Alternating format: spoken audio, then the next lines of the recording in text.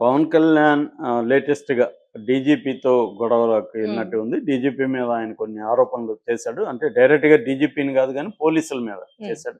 పోలీసులు చేయడం అంటే పోలీసు బాస్ డీజీపీ కాబట్టి డీజీపీనే బాధ్యత వహించాలి. డీజీపీ కాకుండా బాధ్యత పోలీస్ శాఖ ఆహ్, హోం శాఖ కాబట్టి అనిత కూడా బాధ్యత హ్మ్. వహించాలి. యాక్చువల్‌గా ఏందంటే ఆహ్, ముందు ఈ విషయం చెప్పుకుందాం ఏం జరిగిందని. ఆయన మొన్న పిఠాపురంలో మాట్లాడుతూ పిఠాపురంలో క్రైమ్ అనేది బాగా పెరిగింది. కానీ పోలీసులు పట్టించుకోవట్లేదు. దొంగతనాలు పెరిగాయి. గాంజా బ్యాచ్ బాగా పెరిగారు. వీళ్ళ మీద ఫిర్యాదులు వెళ్తుంటే పోలీసులు ఎవరు ఎఫ్ఐఆర్‌లు చేయడం గానీ, ఫిర్యాదులను స్వీకరించడం గానీ చేయట్లేదు. పైగా పోలీసులు అక్రమ దందా వాళ్ళే చేస్తున్నారు. Settlement yeah! చేస్తున్నారు. సెటిల్మెంట్‌లు ఇవి ఆపుకోవాలి పోలీసులు అనేది ఆయన చెప్పారు. ఆయన చెప్పిన దాంట్లో ఎక్కడా గూడా ఆహ్, తప్పు కనబడలేదు. హ్మ్. మామూలుగా ఆహ్, జనరల్‌గా పోలీస్ వ్యవస్థ ఇలాగే ఉంటది. అవును. ఎందుకు ఏ ప్రభుత్వం ఉన్నా హ్మ్.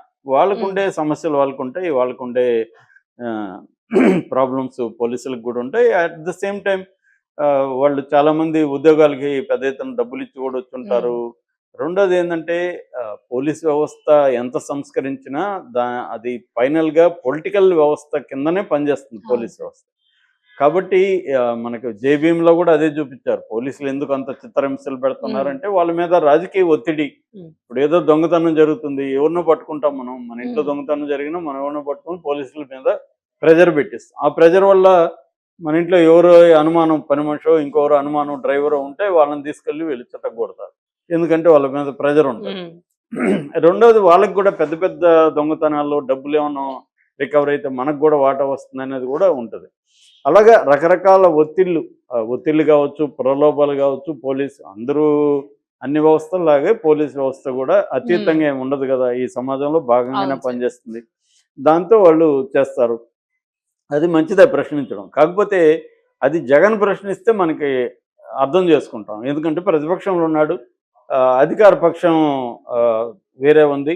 కాబట్టి ఈ ప్రభుత్వంలో ఇటువంటి పోలీస్ వ్యవస్థ ఎలాగుంది అని జగన్ గాని, లేకపోతే ఎనీ ప్రతిపక్ష నాయకుడు కమ్యూనిస్ట్ పార్టీలో ఎవరో ప్రశ్నిస్తే ఒక అర్థం ఉంది. లేదా ప్రజా సంఘాలో ఇంకెవరన్నా ప్రశ్నిస్తే అర్థం ఉంది.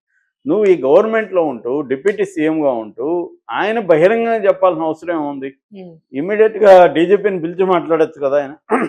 యాక్చువల్‌గా ఆయన చేయాల్సిందేంటి? ఆయన డిప్యూటీ సీఎం అనేది రాజ్యాంగబద్ధమైన పదవి కాదు. హ్మ్. కాబట్టి ఆయన డిప్యూటీ సీఎం అనేది అలంకరణ మాత్రం. ఒక స్టేటస్ సింబల్ లాగా. ఆయన మంత్రి. ఆయన కొన్ని శాఖలు ఆయన నిర్వహిస్తున్నాడు. వేరే శాఖకు సంబంధించిన ఒక డిపార్ట్‌మెంట్‌లో ఒక ప్రాబ్లమ్ ఉంది. ఈ నియోజకవర్గం కాబట్టి. అప్పుడు ఆయన ఏం చేయాలి? ఫస్టు తన పేషి ద్వారా అధికారులు పోలీసులు హ్మ్. ఎవరున్నారో వాళ్ళతో మాట్లాడాలి. అరే బాబు అక్కడ సీఐయా, డీఎస్పీనా వాళ్ళతో మాట్లాడాలి. హ్మ్. ఇట్లా పవన్ కళ్యాణ్ పేషి నుంచి మాట్లాడుతున్నా. మీరు పలాని పోలీస్ స్టేషన్‌లో పలాని కేసు విషయంలో మా వోళ్ళు ఇస్తే మీరు తీసుకోవట్లేదు అనేది అడగాలి. హ్మ్. వాళ్ళు సరైన సమాధానం చెప్పినప్పుడు ఏం చేయాలి? పై అధికారులకెళ్ళాలి. ఇంకా డీజీపీ దగ్గర మాట్లాడాలి. కాంక్రీట్ ఎవిడెన్స్‌తో డీజీపీకి అప్రోచ్ అవ్వాలి. ఇది ఎవరైనా బాధ్యతాయుతమైన మంత్రి చేయాల్సిన ప్రొసీజర్. హ్మ్. కానీ పవన్ కళ్యాణ్ అలా చేయట్లేదు.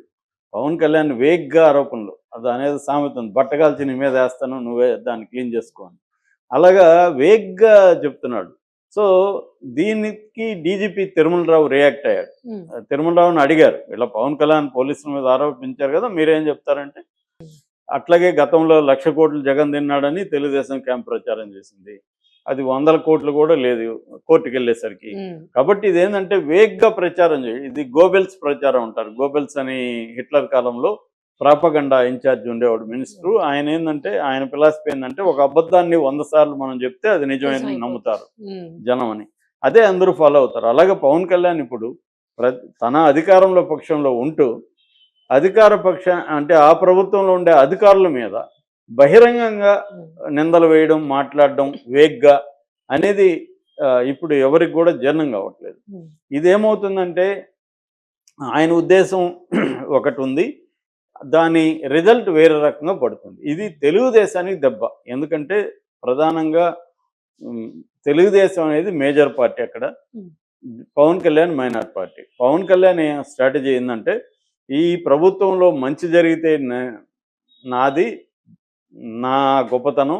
చెడ్డ జరిగితే మాత్రం నీదే బాధ్యత అన్న ఇది చెడ్డ జరిగిందా లేదా కూడా చెప్పే ప్రొసీజర్ కూడా ఫాలో కావట్లా. చెడ్డ జరిగిందని వేగ్గా ప్రచారం చేయడం. అంటే ఎప్పటికప్పుడు పవన్ కళ్యాణ్ ఒక రెబల్ లాగా, ఒక ప్రతిపక్ష నాయకుడిలాగా తాను ప్రజల తరపున నిలబడి ఈ వ్యవస్థ అధికారంలో ఉంటే కూడా చూడు నేను ప్రజలతోనే ఉంటాను, నేను పోరాడుతున్నాను అని చెప్పుకోవడానికి చేస్తున్నాడు. అంటే తను సీఎం కావాలంటే తను సరిపోదు, ఇప్పుడున్న తన బలం సరిపోదు.